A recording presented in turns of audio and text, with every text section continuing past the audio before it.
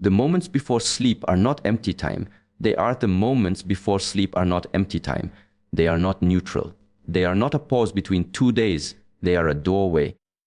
When the body begins to slow and the muscles release their grip, the mind does not shut down. It becomes receptive. This is the moment when the conscious effort weakens and the deeper layers of the mind rise to the surface. Whatever is present here does not argue. It does not resist. It absorbs. During the day, the conscious mind acts like a guard. It filters, explains, rationalizes, and distracts. You talk yourself out of feelings. You override intuition. You suppress discomfort in order to function. But when night arrives, that guard steps aside. The subconscious listens without logic. It does not care whether something is true or false, healthy or destructive. It only registers repetition and emotional intensity. This is why unresolved thoughts return at night. Not because they are stronger, but because they were never acknowledged. The mind replays conversations, mistakes, and imagined futures because this is the only time it feels safe to surface them. And if you meet this moment with avoidance, scrolling noise, stimulation, you do not erase the thoughts. You only push them deeper where they continue working without your awareness. The subconscious mind learns through exposure. It learns through emotional charge. It learns through what you dwell on when the defenses are down. If you fall asleep replaying fear, fear becomes familiar. If you fall asleep rehearsing resentment, resentment becomes identity. If you fall asleep feeling powerless, the mind records powerlessness as normal. This is not philosophy. It is conditioning. Every night, the subconscious asks one question: what is important enough to carry forward? And it answers based on what you feed it in those final moments. The body may rest, but the mind continues its work organizing beliefs, reinforcing patterns, and preparing responses for tomorrow before you even wake. Most people believe change happens through effort alone. They believe repetition during the day is enough. But the deeper patterns are not written during action. They are written during surrender. When the body is heavy, when the breath slows, when resistance fades, this is when beliefs settle. This is why athletes visualize before sleep, why spiritual disciplines protect the night, why trauma surfaces when the lights go out. The subconscious does not sleep. It reorganizes. If you go to bed carrying anger, the mind looks for evidence tomorrow. If you sleep in anxiety, the nervous system wakes already tense. If you drift off feeling inadequate, the mind searches for confirmation. You do not wake up neutral. You wake up conditioned. The danger is not in negative thoughts appearing. The danger is in letting them be the final message. The last emotion you feel before sleep is the one the mind practices overnight. It becomes familiar territory. And the mind always returns to what is familiar, even if it hurts. This is why silence before bed is not optional for growth. It is training. Sitting in stillness before sleep allows awareness to meet what has been avoided all day. You do not solve everything. You do not fix the past. You simply witness without escape. This act alone changes the relationship. When you observe a thought without feeding it, it loses momentum. When you allow a feeling without dramatizing it, it completes its cycle. The subconscious learns safety through presence, not through distraction. Then, when the mind is quiet, you choose one direction. Not a goal, not a wish, a direction. A simple, grounded statement that reflects who you are becoming. The subconscious responds to clarity. It organizes behavior around identity. If you sleep telling yourself you are disciplined, the mind looks for disciplined actions. If you sleep anchored in calm, the nervous system recalibrates. If you sleep with acceptance, resistance loosens its grip. This does not mean forcing positive thinking. The subconscious rejects dishonesty. It responds to alignment. You cannot lie to it, but you can guide it. The last thought before sleep is not a mantra. It is a tone, a signal. And over time, these signals shape your baseline. What once required effort becomes natural. What once felt heavy becomes automatic.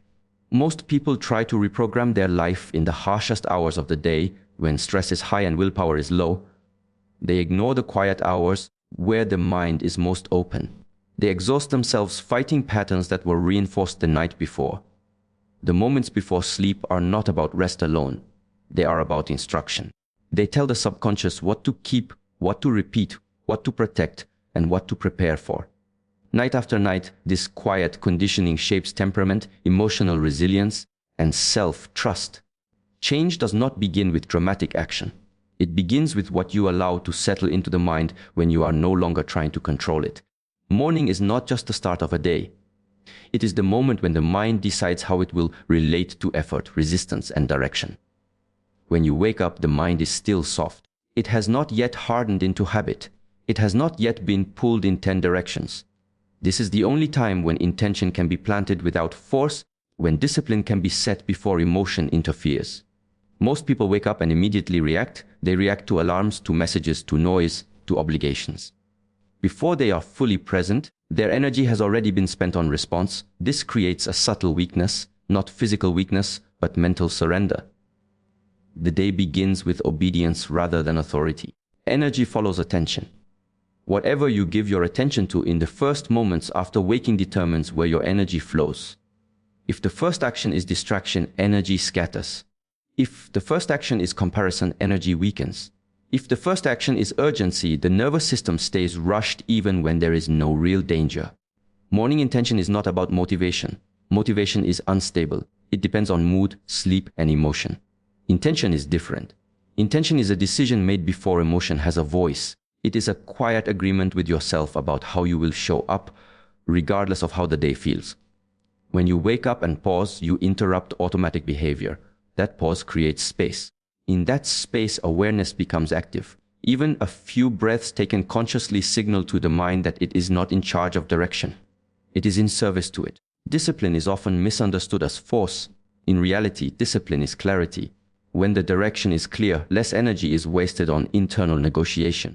Most people are tired not because they do too much, but because they argue with themselves all day. The morning is where that argument can be prevented. Setting intention in the morning means choosing one principle that will guide behavior, not a list of tasks, not a fantasy of productivity, a principle. Something simple and grounded, like patience, precision, or restraint. This principle becomes a filter. Decisions pass through it. Reactions are measured against it. Without intention, the mind chases stimulation. It seeks comfort. It avoids discomfort automatically. With intention, discomfort becomes acceptable. Effort becomes purposeful. The body follows because the mind is no longer confused. Energy is not infinite. It must be directed. When direction is absent, energy leaks into distractions, emotional reactions, and unnecessary tension. When direction is present, energy gathers. The same amount of effort produces greater results because it is not divided. The first movements of the body in the morning also matter. Movement creates alignment between intention and action. When the body is activated with awareness, the mind follows. This is not about intensity, it is about presence. Even slow, deliberate movement tells the nervous system that the day is being entered consciously, not defensively. Morning intention also trains trust. Each time you set a direction and honor it, even in small ways, self-trust grows. Discipline becomes internal rather than enforced. You stop needing external pressure to act. You begin acting from alignment. Without this practice, discipline feels heavy, it feels like punishment. With intention, discipline feels like protection. It protects your time, your energy, and your focus from being consumed by things that do not matter. The mind resists discipline when it feels controlled. It accepts discipline when it understands purpose. Morning intention provides that purpose before resistance forms. It prevents the emotional pushback that arises later in the day. This is why people who master their mornings appear calm under pressure. They are not calmer by nature. They have already decided how they will respond before the pressure arrives. Their energy is not spent debating, it is spent executing. The morning does not need to be long, it needs to be deliberate. A few minutes of clarity outweigh hours of scattered effort. The quality of the first decision shapes the quality of every decision that follows. When you do not choose your direction in the morning, the world chooses it for you. Other people's urgency becomes your priority. Other people's emotions become your responsibility. This drains discipline because the mind was never given a clear path. Morning intention is an act of leadership over the self. It establishes hierarchy. Awareness leads. Emotion follows. Action obeys. Over time, this structure becomes natural. The mind learns its role. Discipline then stops being something you chase. It becomes the byproduct of a directed mind. Energy stops being wasted on hesitation. It becomes available for what truly requires effort. This practice is not dramatic, it is quiet, but it reshapes identity. Day after day, the mind learns that direction comes from within. not from circumstance. And when direction is stable, energy and discipline move together rather than pulling against each other. Silence before bed is not the absence of sound. It is the absence of escape. Throughout the day, the mind accumulates residue. Every interaction leaves a trace. Every suppressed reaction stores tension. Every unfinished thought lingers in the background. Most people move from one distraction to another, never allowing these fragments to surface fully. By nightfall, the mind is crowded, but instead of clearing it, they add more noise. Mental and emotional residue is not created by events themselves. It is created by resistance. When an emotion is felt but not acknowledged, it does not disappear. It compresses. When a thought is noticed but not completed, it remains open. These unfinished loops drain energy quietly. They show up as restlessness, shallow sleep, and waking fatigue without a clear cause. Silence is the environment where these residues lose their grip. Not forced silence, not performance, but intentional stillness. When external stimulation is removed, the mind initially becomes louder. This is not failure. This is exposure. The noise you hear in silence is what has been waiting all day to be felt. Most people avoid this moment because it is uncomfortable.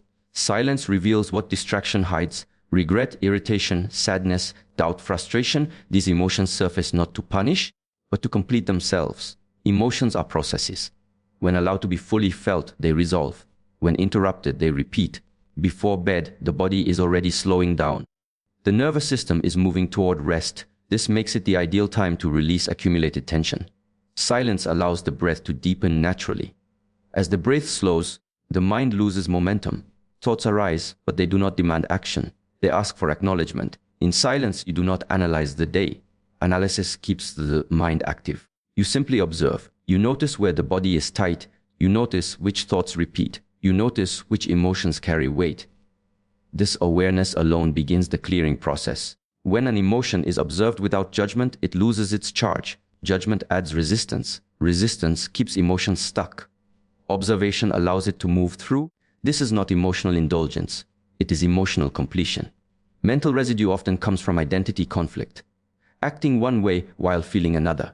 Saying yes when the body wanted no. Pushing through when rest was needed. These conflicts do not disappear when the action ends. They remain stored. Silence gives them space to surface without demand. As these residues rise, the instinct is to fix them, to plan, to promise change, but this keeps the mind engaged. Silence asks for something else: presence without interference.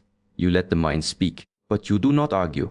You let the emotion be felt, but you do not dramatize. This practice teaches the nervous system safety.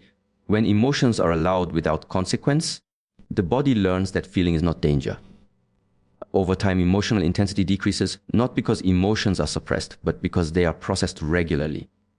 Without silence, residue accumulates across days. One night of avoidance turns into weeks of mental noise.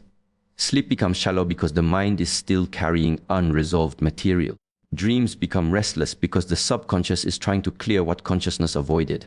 Silence before bed acts as a daily reset. It prevents buildup. It keeps the inner environment clean. Just as physical hygiene prevents illness, mental stillness prevents emotional congestion. This silence does not need to be long. What matters is consistency and sincerity. Even a few minutes of complete non-engagement creates space. The mind learns that there is a time each day when it does not need to perform or protect. In this space, self-awareness strengthens. You begin to notice patterns earlier. You catch emotional reactions before they harden. You stop carrying other people's emotions into sleep. Boundaries form naturally, without force. As residue clears, sleep deepens. The body rests more fully because it is no longer guarding unresolved tension. The mind stops rehearsing because it has been heard. You wake feeling lighter, not because life is easier, but because less is being carried. Silence before bed also trains honesty. When there is no distraction, you cannot lie to yourself. You see what you are avoiding, where you are misaligned, what needs attention. This honesty is not harsh, it is grounding. Over time, this practice changes your relationship with quiet.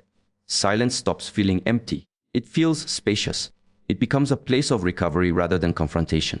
The mind begins to trust the process. The world encourages constant stimulation because silence reveals truth. Truth requires responsibility, but responsibility is lighter than confusion. Clarity reduces inner friction. When the mind is clear, effort requires less force. Clearing emotional and mental residue is not about becoming calm all the time. It is about preventing accumulation. It is about letting each day end cleanly without dragging unfinished weight into tomorrow. Silence before bed does what distraction never can. It completes the day internally so the next one does not begin burdened by what was never released. The moment you wake up is not neutral. It is a decision point. Before thought becomes loud, before emotion takes shape, before the body fully engages, there is a brief window where control can be claimed or surrendered. Your first action after waking fills that space. It announces who will lead the day, you or habit. Most people believe control is lost later, when distractions appear or pressure builds. In reality, control is given away immediately. The hand reaches for the phone before awareness catches up. The mind absorbs messages, notifications, other people's priorities. In that instant, habit takes command. Not because it is stronger, but because it arrived first. Habit does not need force. It only needs opportunity. The morning provides that opportunity because the mind is unguarded. The critical thinking that resists impulses is still quiet. Whatever action occurs first sets a tone that ripples forward. The body follows patterns. The mind reinforces what it observes. When the first action is unconscious, the message is clear. Reaction comes before intention. This creates a subtle hierarchy where impulses lead and awareness follows. The rest of the day mirrors this structure. Decisions feel rushed. Focus feels fragile. Discipline feels like effort because it is always trying to catch up. The first action after waking is powerful because it happens before identity reasserts itself. You are not yet a role, a responsibility, or a personality. You are simply awareness returning to the body.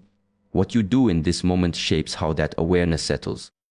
If the first action is consumption, the mind learns that fulfillment comes from outside. If the first action is urgency, the nervous system learns that danger is constant. If the first action is avoidance, the mind learns to delay discomfort. None of this is conscious, it is conditioning. Control is not about rigid routines. It is about choosing awareness before automation. Even a small conscious action breaks the chain. Sitting up without reaching, taking one full breath, feeling the weight of the body.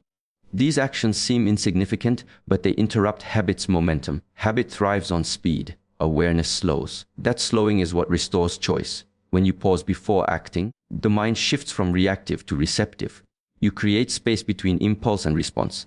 That space is control. The body is deeply influenced by the first signal it receives. Muscles, breath, and posture respond to intention faster than thought. When you move deliberately upon waking, the body aligns with command rather than drift. This alignment reduces internal resistance throughout the day. Most people underestimate how much energy is spent fighting habits later. They attempt to override patterns with willpower when fatigue has already set in. Morning is different. The mind is not yet tired of choosing. Direction set here requires less effort to maintain. The first action also communicates self-respect. When you choose presence over impulse, you reinforce trust. The mind learns that decisions are not outsourced to convenience. Over time, this builds internal authority. Discipline stops feeling like punishment and starts feeling like order. When habit leads, the day feels repetitive. When awareness leads, the day feels intentional. The difference is not circumstance. It is sequence. What comes first decides what follows. Many people wait for motivation to appear before acting. But motivation follows action, not the other way around. The first action sets emotional tone. Conscious movement creates clarity. Clarity invites motivation. This chain only works if awareness initiates it. The environment also responds to your first action. When you start the day grounded, external chaos has less impact. You respond instead of react. Boundaries hold without force because they were established internally before external demands arrived. Breaking the automatic first action is uncomfortable because it removes familiar comfort. Habits feel safe because they are predictable. Awareness feels uncertain because it requires presence. But growth does not occur in predictability. It occurs in choice. This practice is not about perfection. Some mornings will slip. What matters is returning.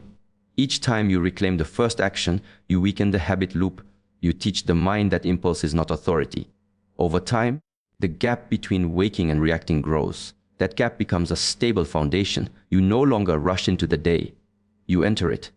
The difference is subtle, but it changes everything. Control is not exerted through forceful discipline later. It is established quietly in the first moments. before the world speaks, before the mind scatters, before habit makes its claim. The first action after waking is the declaration of leadership, and whatever leads in the morning continues to lead throughout the day. Stability is often mistaken for strength that appears during pressure. People believe they will become grounded when life calms down, when circumstances improve, when confidence arrives. In reality, inner stability is not built in dramatic moments. It is built in repetition. Quiet, unremarkable repetition. Consistency in small rituals shapes the nervous system long before the mind understands what is happening. A ritual is not a habit performed unconsciously. A ritual is an action done with awareness. Even if it is small, it carries intention. It marks continuity. When repeated daily, it becomes an anchor. Not because the action itself is powerful, but because it is reliable. The human mind craves predictability. When life feels uncertain, the nervous system looks for signals of safety. Small rituals provide those signals. They tell the body that there is structure, even when the external world is unstable. This is why people with consistent routines often appear calm under pressure. Their stability is not emotional. It is trained. Most people seek stability through control. They try to manage outcomes, relationships, and perceptions. This creates tension because control depends on variables outside the self. Rituals, on the other hand, depend only on presence. They cannot be taken away. This makes them dependable. A small ritual done every day trains trust. Each repetition sends a message you follow through. Over time, this accumulates. Self-trust grows quietly. You stop questioning your ability to remain steady because you have evidence. Stability is not a belief. It is a memory of consistency. The size of the ritual does not matter. What matters is that it is kept one conscious breath at the same time each day, one moment of stillness, one deliberate movement. These actions seem insignificant, but they create rhythm. Rhythm calms the mind. It reduces internal noise. When rituals are small, resistance is low. The mind does not argue. There is no negotiation. This is important because discipline erodes when it relies on motivation. Small rituals bypass motivation. They operate below emotion. Over time, these rituals become internal reference points. When stress rises, the body remembers the pattern. It knows how to return. This is what unshakable stability feels like. Not the absence of emotion, but the ability to settle quickly. Consistency also sharpens awareness. When you repeat the same action daily, you notice subtle changes. The mind becomes more sensitive. You detect tension earlier. You respond instead of react. This prevents emotional accumulation. Many people look for breakthroughs. They overlook grounding. Breakthroughs are unstable without a base. Rituals create that base. They hold you steady while growth happens naturally. Small rituals also protect identity. In a world that constantly pulls attention outward, rituals pull it back in. They remind you who you are before roles and demands. This continuity preserves clarity. When life becomes chaotic, people often abandon routines. This is when they are needed most. Consistency during disruption sends a powerful signal to the nervous system: order remains. This prevents panic from taking root. Rituals do not eliminate uncertainty. They provide stability within it. This is the difference between rigid control and grounded presence. Stability becomes internal rather than dependent. Over time, emotional reactions soften. Not because challenges disappear, but because the baseline is steady. You stop swinging between extremes. Responses become measured. Decisions become clear. Consistency also reduces decision fatigue. When certain actions are fixed, the mind has more energy for what matters. This conserves discipline. Energy is no longer wasted on daily renegotiation. Unshakable inner stability is not loud. It is quiet confidence. It does not seek reassurance. It does not collapse under pressure. It adapts without losing center. Small rituals done consistently create this state not by force, but by familiarity. The body learns safety through repetition. The mind learns trust through follow-through. The stability changes how others experience you. You become predictable in presence, not behavior. Calm without detachment. Firm without aggression. Most importantly, consistency teaches patience. Results are not immediate, but the accumulation is undeniable. Day by day, the nervous system recalibrates, identity shifts. The power of small rituals is not in what they accomplish externally. It is in what they build internally. A center that does not depend on mood, praise, or circumstance. A stability that remains even when nothing else feels certain. Most people believe change begins with motivation. They wait to feel ready, inspired, or emotionally charged before they act. This belief keeps them dependent on conditions that are unstable by nature. Motivation rises and falls. It is influenced by sleep, mood, praise, fear, and comparison. Awareness is different. Awareness does not depend on how you feel. It is either present or it is not. Mastering the two moments, before sleep and after waking, trains awareness precisely because motivation is weakest there. These moments are unguarded. The mind is not performing. It is not chasing approval or reacting to pressure. In these quiet transitions, habits reveal themselves clearly. What you reach for before sleep and what you reach for after waking show where awareness is absent and automation is in control. Training in these moments does not require intensity. It requires honesty. Awareness is the ability to notice without immediately reacting. This capacity is rarely developed during busy hours because stimulation is constant. The mind jumps from one demand to another. Before bed and upon waking, stimulation is minimal. The environment is simple. This simplicity exposes patterns without distraction. When you sit in silence before sleep, you are not trying to improve yourself. You are noticing what remains when effort stops. Thoughts slow. Emotions surface. Sensations become clearer. Awareness learns to stay present without fixing, judging, or escaping. This is not motivational work. There is no reward. There is only observation. This observation builds strength. Not the visible kind, but the kind that stabilizes. The mind learns it can witness discomfort without reacting. It learns that urges pass when not fed. This understanding cannot be taught through theory. It must be experienced repeatedly. In the morning, awareness is trained differently. The mind is fresh but unstructured. Habit wants to fill the space immediately. Awareness steps in by pausing. That pause is the training. You notice the urge to reach, to rush, to consume. You do not suppress it. You see it. This seeing weakens its control. Motivation would demand that you feel eager to act. Awareness does not care about eagerness. It cares about presence. When you act with awareness, action becomes clean. There is no internal conflict. You do not need to convince yourself. Mastering these moments teaches you to work with the mind as it is, not as you wish it to be. You see resistance without fighting it. You see laziness without self-criticism. This reduces friction. Less friction means more consistent action. Awareness also reveals cause and effect. You notice how nights spent in distraction affect mornings. You notice how mornings rushed affect decisions. This insight changes behavior naturally. You do not need motivation to avoid what clearly weakens you. Over time, awareness becomes continuous. It extends beyond these moments into the day. You catch reactions earlier. You choose responses instead of impulses. This is the real transformation. Not high energy, but high clarity. Motivation creates spikes. Awareness creates stability. Spikes fade. Stability remains. When awareness is trained, discipline becomes automatic. You do not argue with yourself because you see the pattern before it forms. These practices also dissolve self-deception. It is easy to believe stories about effort and intention. It is harder to lie in silence. Awareness exposes what is actually happening.